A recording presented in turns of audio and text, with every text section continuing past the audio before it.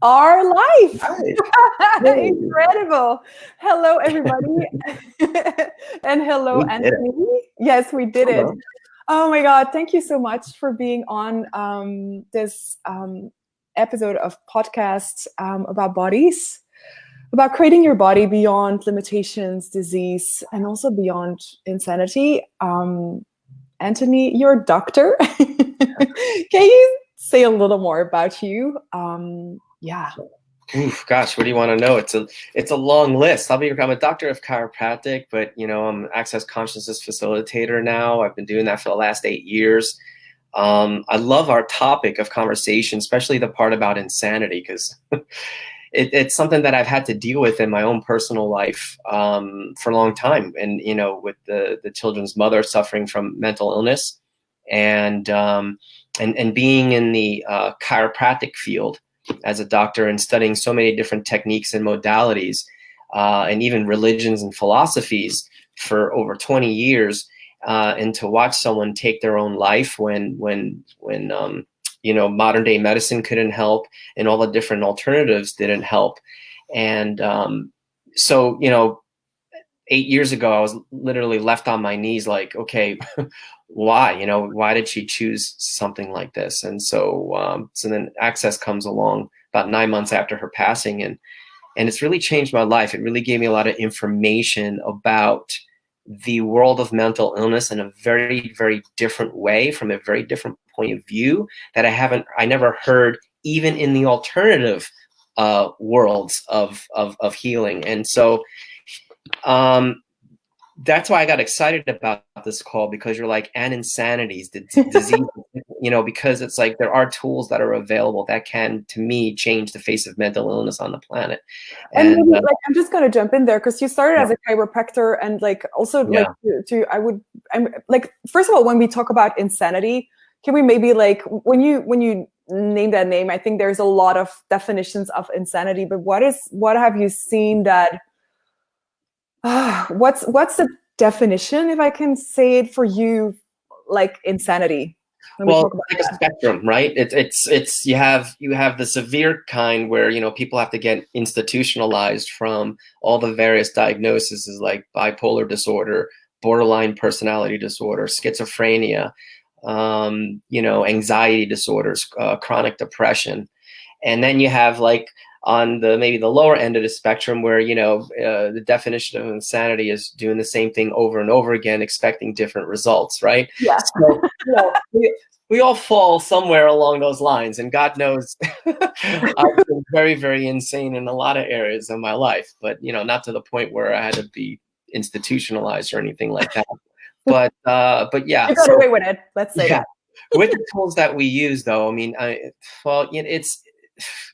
so not only with the tools for me personally, but they're also for those people out there that are struggling. And I had not found anything as powerful or empowering until I got to Access Consciousness. So. Yeah, so what you just talked about, it's just a different point of view. And I'm just going to ask you some questions. Yeah. So, because you said, I've not seen anything else that had that kind of different point of view. So what is the angle that you've been invited to through Access Consciousness tools to look at insanity? Well, number one, a lot of the things Access invites you to so much, right? And really, it invites you to know what you know. And that was the first time, because I'd spent so much of my life following gurus or following mentors, or always seeking their advice or their counsel, so to speak, and then making choices based on their wisdom.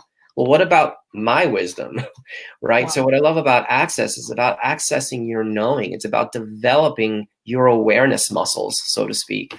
And it's about empowering you with whatever gifts and capacities that lie within you that maybe you haven't been acknowledging. And so the tools are all designed in such a way to bring out more of you without judging you or making yourself less for anybody else. And also to not be at the effect of your awareness, to not be at the effect of what your gifts and capacities are. And I'd never seen a modality out there like that.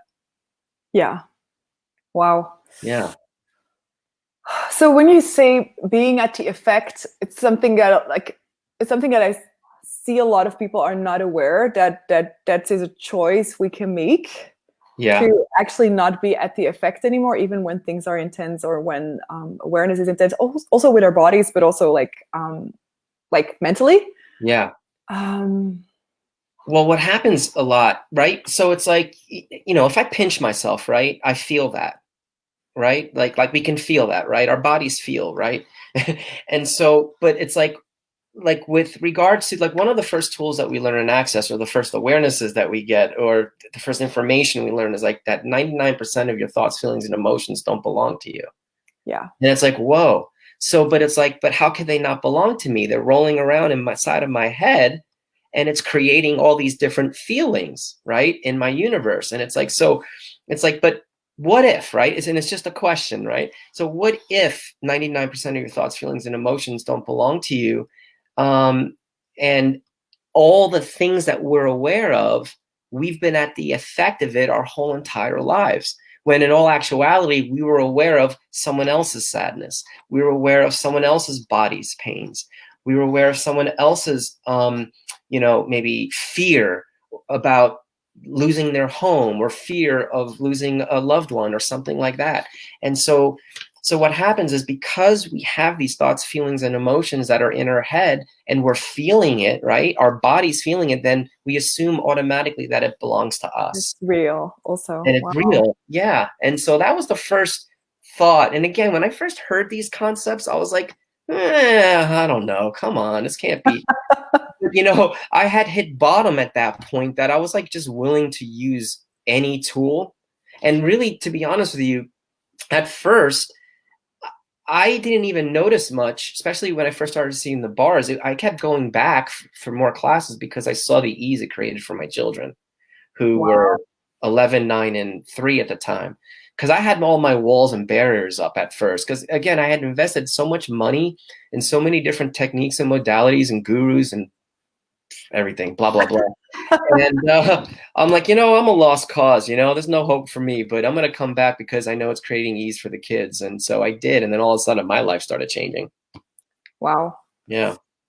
And I just like, because when you said like, it affects like our, like how we work in our head, but also like, how have you seen, like when you work with bodies, also how it affects like the chemicals and the body structures and that kind of thing, when we go into that insanity, when we actually like make that real and true? Well, yeah, again, so it's like so many of us, like, so let's say like, okay, if there's a brown grizzly bear chasing you, right? You're right. Your fight or flight response is going to kick in, right? So you're either going to run, or you're going to have to fight the grizzly bear, right? So in that, your adrenaline kicks in, your cortisol levels spike up, the pupils do whatever they do, all that stuff, right? So you go into fight or flight. But how many people are actually in fight or flight on a daily basis when they don't need to be? Wow. Right? For whatever reason, because they're in fear. Again, like they may lose their home, or they may get fired from their job, or their spouse is cheating on them, whatever the case may be. And so, and that may not even be anything, or it may not even be anything that's really directly attached to your life, but yet you're struggling with anxiety disorders, right? Which is a form of fear and angst. So your body's producing all these different chemicals because you're having these thoughts and feelings and emotions that you think belong to you, when you're just aware of 100 different people, maybe in your neighborhood or across the globe. And again, I know it's a foreign concept for a lot of people, but it's like, what if you were just willing to think of sort of like your brain and your like awareness and your perceiving as sort of like an antenna that receives these like radio frequencies from a satellite from outer space, so to speak, but it just happens to be other people's projections and thoughts out into the world, just like the radio in your car. And so when I started looking at things that way and started, okay, so when my body's feeling these changes, we ask our body questions like, hey, body, what are you trying to tell me with this information? Who does this actually belong to? Is it actually mine? Is it someone else's? or something else? And so we start to explore those questions with Access, and we start to actually realize that most of the time it's those other things. And then we have tools to help people dissipate those energies so their bodies are still not doing this fight or flight thing for no reason at all. Yeah. Wow. And so this is where, when you like, I'm also like really interested in these conversations for people that have not been doing Access and that don't know these tools. So it's like, so what did you do after you started realizing like, oh wow, maybe this, whatever I'm aware of, whatever is like going on in my life, like what did you do with that tool? So who does it belong to? Well, that's a great question. So I remember, okay, so you know how like there's a lot of people where like on the outside their life looks amazing and yet they're struggling with depression. So I'll give you a little quick story. So it's like, I've been doing Access for 5 years, and the tools have been working like fabulously. My life was expanding. It was amazing. You know, I had a lover in my life. My kids were happy. I'm making more money than I ever had before. And then all of a sudden I started feeling this intense feeling of depression or melancholy. Right. And I'm like, wait a minute. And it was the same thing that I had struggled with as a kid. Like I always had this like sort of like low grade chronic depression. Right. So it was a very familiar energy. And I'm like, what? But when I was a kid growing up, I had a lot of hard times. So I had a lot of excuses to be sad. Right. Wow. Yeah. But this time I didn't. And I'm like, why am I feeling this thing? Like this dark cloud pulling me down, like, and I'm like, and I couldn't like, and I'm trying to use like the basic tools that we've learned in Access, and they weren't working. And I'm like, oh, wait a minute. And then, then I started using some tools that we learn in like what we call the talk to the entities. I know there's some like new people out there in the world, and I thought it was crazy too. But I'm like, you know what? What if I use some of the tools I'm learning in the talk to the entities material, which is, you know, something that was created by Shannon O'Hara. And I did, and I started asking, who does this belong to? And I allowed myself to actually go into the sadness and explore. And I started using these tools of Access Consciousness and in talk to the entities, where I actually started communicating. I know this sounds weird for all you new people, so just bear with me. I started talking to people who had committed suicide. My first wife, my wife's mother. I had a patient who had committed suicide, and I thought I was going crazy because I didn't think I was the type of person that could be aware of ghosts being around. Okay, that's like for other people, you know. But I'm like, you know what? I'm just gonna do it because that's what was like popping up into my brain. And I thought I was going crazy too. And so I started talking to them, and then I started talking to, because my home is pretty much a brand new home. I started talking to the Aboriginal spirits that used to dwell in this area. And again, I'm thinking to myself, I think I'm going crazy because my daughter was learning about the Native Americans that lived here in this area before the white man came, right? And so I had a conversation with them, and I used the tools of Access and talk to the entities, and I fell asleep doing it. And when I woke up the next day, it was like a brand new brain was put into my head. It was like that melancholia and that sadness was completely gone. And it was like, before I was like looking at my life and I was having gratitude for it, but I didn't feel it viscerally. Like I knew my life was good, but I didn't know my life was good. And it wasn't until I got present with the tools and what my thoughts and feelings were that weren't mine. It was these beings. It changed in an instant. And then it made me reflect on, oh my God, even when I was a kid, how much awareness that I actually have, but I made it about my situations that were like here in front of my face. Yeah. Wow. Yeah, because I had excuses as a kid. This time I didn't have an excuse to be sad, right?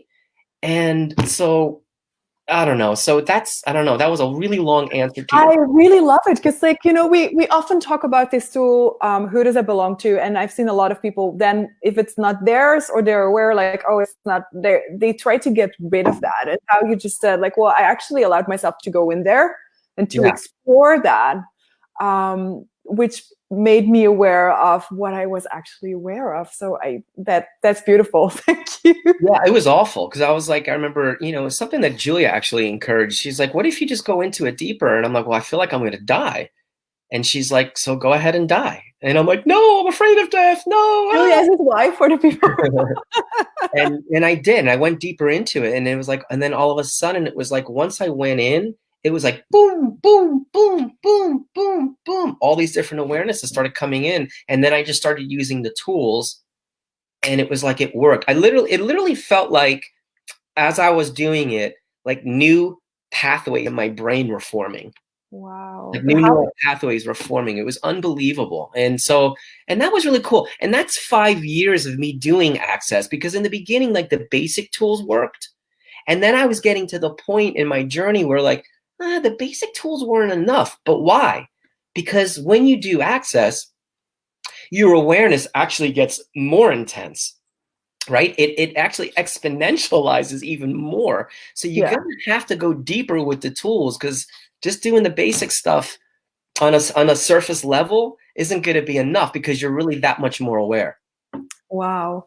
And it's so cool because like when you say that about the brain and stuff, how much like every time when as a kid we're aware of something and it matches a story, but it's actually not what's really going on. How much do we actually program our brains to look in a different direction than what's actually going on? Exactly. And that's why I struggled with it, because it didn't fit my normal programming, so to speak. And I was doing Access for 5 years, which is silly, right?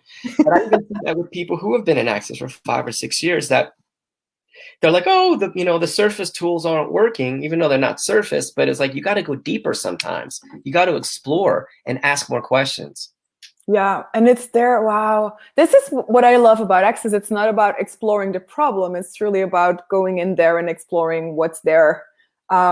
That is actually going to acknowledge, like what you said in the beginning, to acknowledge yourself and to empower people, like to empower you that you know. Yeah, exactly. And that's the greatest gift for me. And again, as facilitators, like you and I are facilitators, and that's what our job is to empower people to what they know, not fix their problems, not try to create a solution, but to just really ask them questions so they could access their own knowing. Yeah, and to have the pop. Yeah, exactly. Exactly. It was so cool. And that forever changed my life. And once that happens to someone, it creates this level of knowing in your universe and in your body that nobody could ever take away from you. So even if someone came up to me like, you know what, you're crazy, you're out of your mind, thank you very much. Awesome. I don't care. I don't have a point of view about it. Wow. Because I love this conversation. Yeah. Thank you so much. Yeah. It's really short, and I'm like, this is actually, I really love this. So is there anything else that you'd like to add? Well, it's just like, like what if pain, sickness, disease, insanity, all those different things that we brought up, what if none of it was what we've made it to be?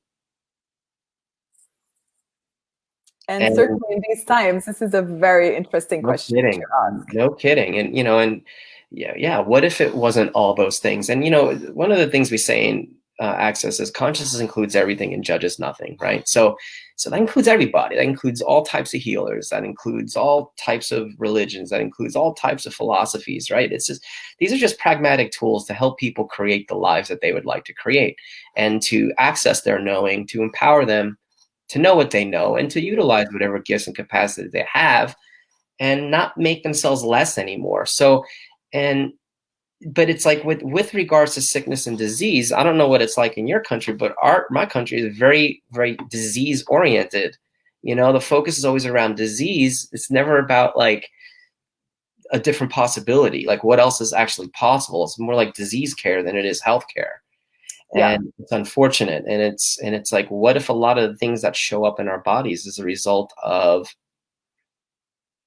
capacities or, abilities that we're not willing to be, acknowledge, or, contribute in the world.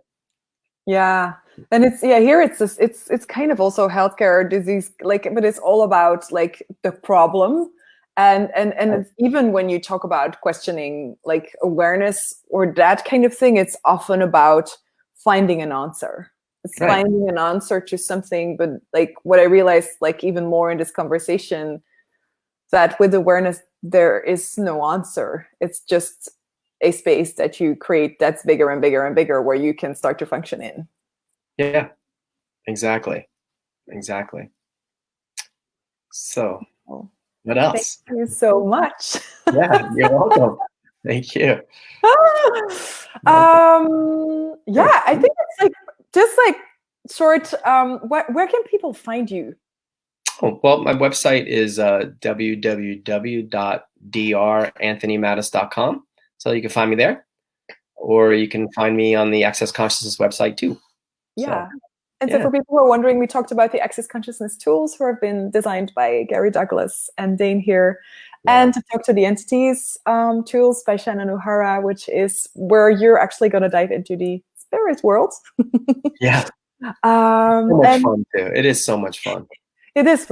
And also that the pragmatics, the woo-hoo, whatever people make of it, but it's really getting the work done and acknowledging like the unseen world as you would acknowledge just the seen world.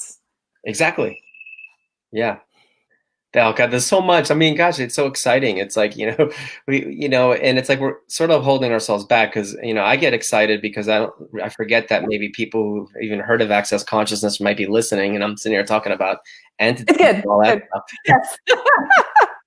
But it's like, oh, wait a minute. I don't know if this audience is going to be ready for something like that. And, but look, I was one of those people too, who thought that stuff was crazy. And when I decided to actually go into it deeper, it also answered a lot of questions for me as to maybe some of the things that, my first wife was going through with regards to her mental illness and things like that. And at the end of the day, it's just really created more ease in and for my body to learn the tools of talk to the entities. Believe it or not, I have less pain in my body, way less pain than I, at 50 than I did when I was 35 or 30 years old. So it's just because of using the tools, This is so cool because I wanted to ask, like, okay, so how does these two seemingly separate worlds, like one side you're a doctor of chiropractic, and on the other side there's like this no body world. Yeah.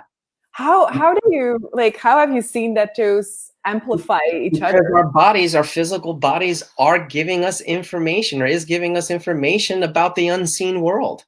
I mean, our bodies are always in proprioceptive awareness of our environment, and not just the physical environment, but the non-physical environment too, whether you believe in it or not.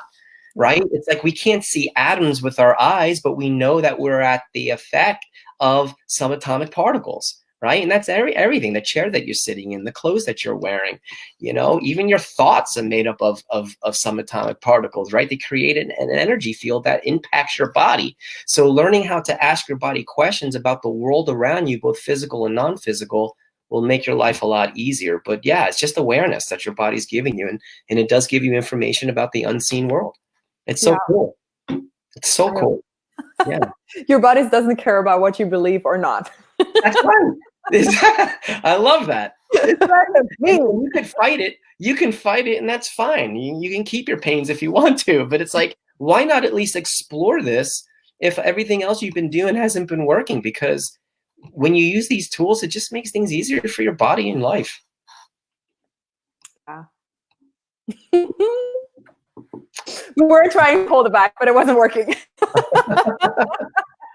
It's like two entity facilitators, like sitting on a chair. It's like, nope. I know.